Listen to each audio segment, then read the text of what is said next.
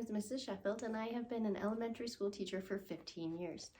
I've taught 4th grade, 5th grade, and for the longest time, kindergarten. One thing that I find very important to the success in your classroom and your teaching career is teaching respect. So I'm going to talk about that today in this video. Respect in the classroom is key because it affects 3 things. 1, classroom management. 2, the relationships that you build. And 3, the success of your students. Respect is something that has changed over the years. Like I said, I've taught for 15 years, and there has already been a huge change in the amount of respect that comes into the classroom, that is around the classroom, and things like that. And that's just how the world is. There's less respect between people, which isn't really good in my opinion, but it is what it is. So all I can do is hopefully teach my students as young as 5 years old what respect is and how to be respectful to other people. So this is how I use them in my classroom. When students respect you and your classroom, things run a lot smoother. Your stuff is not going to be ruined, minus the behavior issues. I'm not talking that, I'm talking regular students here. They are going to treat your stuff with respect. Hopefully, they understand what respect is and they learn how to respect your items as well as the other kids' items in their classrooms. Your management is going to be a lot smoother because it's going to help the routines, help how things are done in your classroom nice and smoothly because they understand what you expect, what I expect, and it's kind of a mutual thing.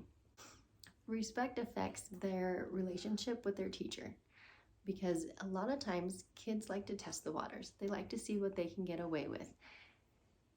And that's just how it is. You have to teach them that you respect them and they respect you. And it's a back and forth game all year long.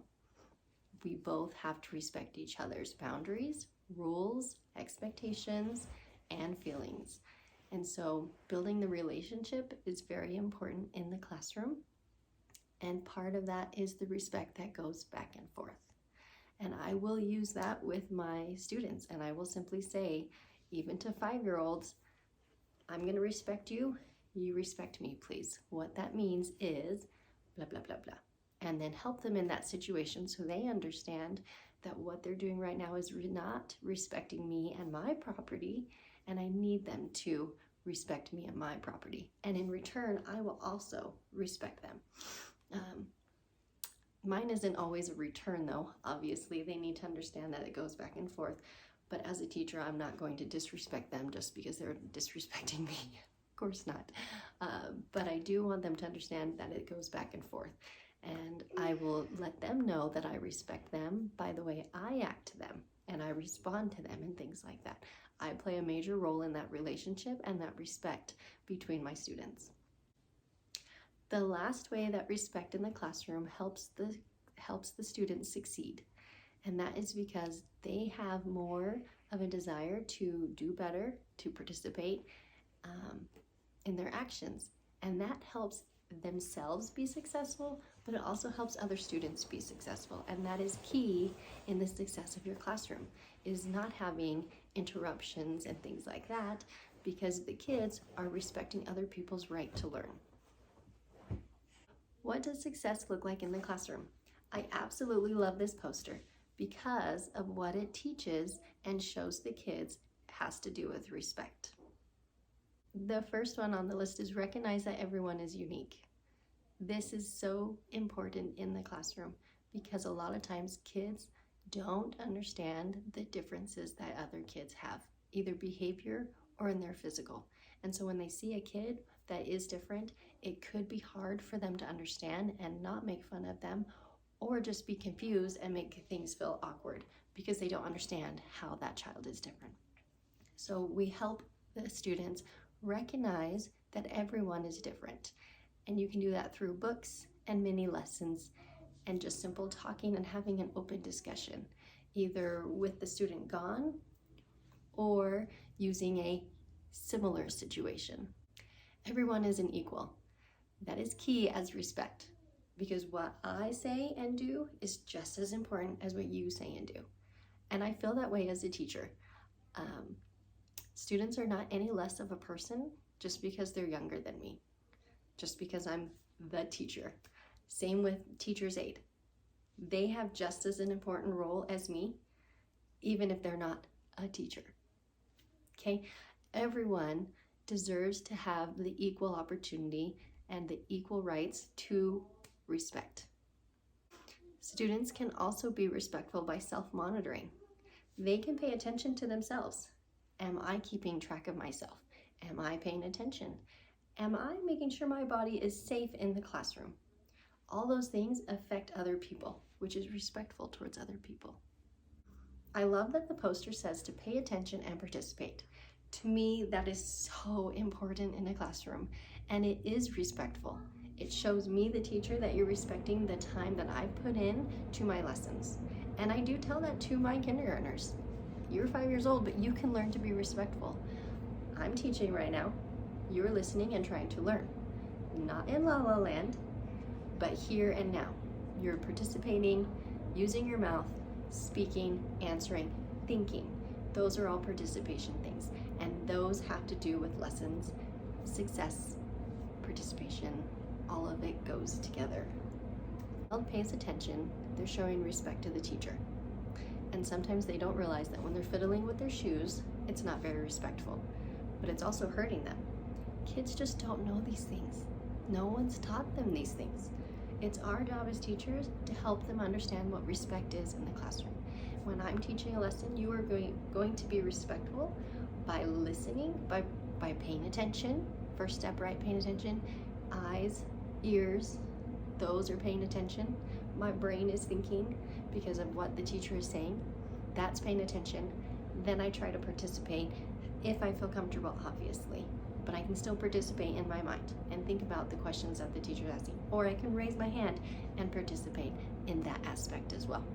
Both of those, participating and paying attention, go together as respect in the classroom for the teacher and the time that they took. This also works for anyone that visits the classroom. You are always respectful to the people that enter the classroom, that are spending their time sharing information to us to help us learn and become better. On the poster it says encourage others.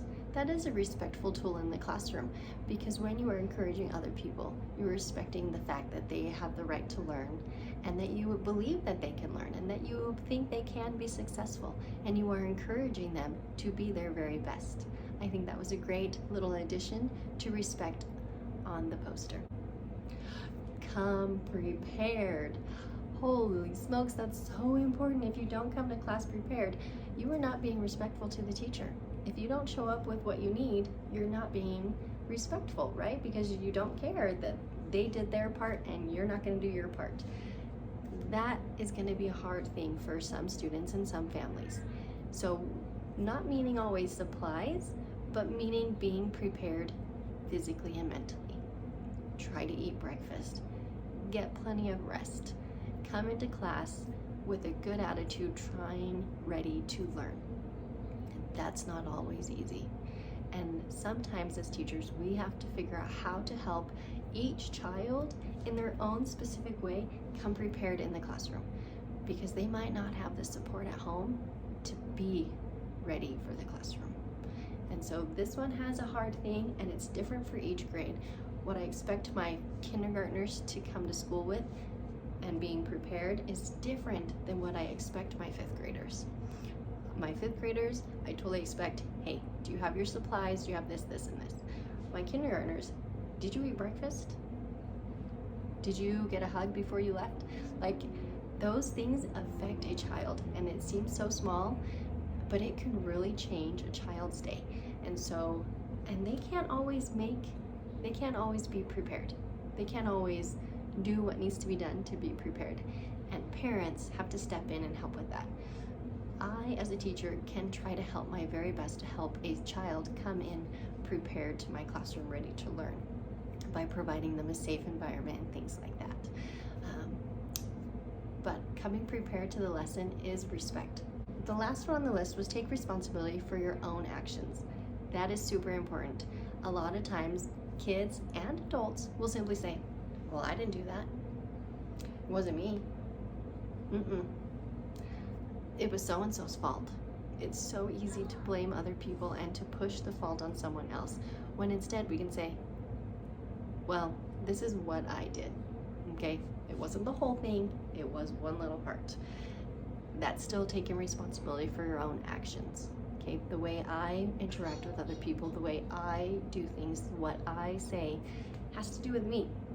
I need to own up for what I did, be responsible, and that turns into respect, because I'm respecting you. I'm respecting someone else in that process. Teaching respect in your classroom is important because we're not being taught that in our everyday lives. And this poster really does help teach those many lessons that we need to, and remind students, hey, this is respect in my classroom. This is respect between you and me, and this is respect for your own success. Respect affects 3 things in the classroom. 1, classroom management. Your classroom will run a lot smoother and be much more of a good, safe environment if there's mutual respect between you, the students, and other people in your classroom. Number 2, student and teacher relationships is key in the classroom. And part of that is having the respect. And sometimes kids have to understand that what you expect is respect, and that you will also give them respect. You don't know what their past is. You don't know what their situation is at home. All you know is that you have to build that relationship with your student every single year. And you don't know what they're coming with from behind. And so that number 2, building relationships, is key. You have to help them see that you will respect them, but that you also expect respect from them. Number 2, respect in the classroom affects your relationships. Build that relationship, build the respect, base it off of respect, because that is what the very first step is when you're building relationship. Kids will test boundaries. They will see what you will and will not let them do. Let them know what respect is and help them achieve it. Number 3, student success in the classroom has to do with respect. If people respect each other and each other's items, all the other things are falling into place, students are going to be successful.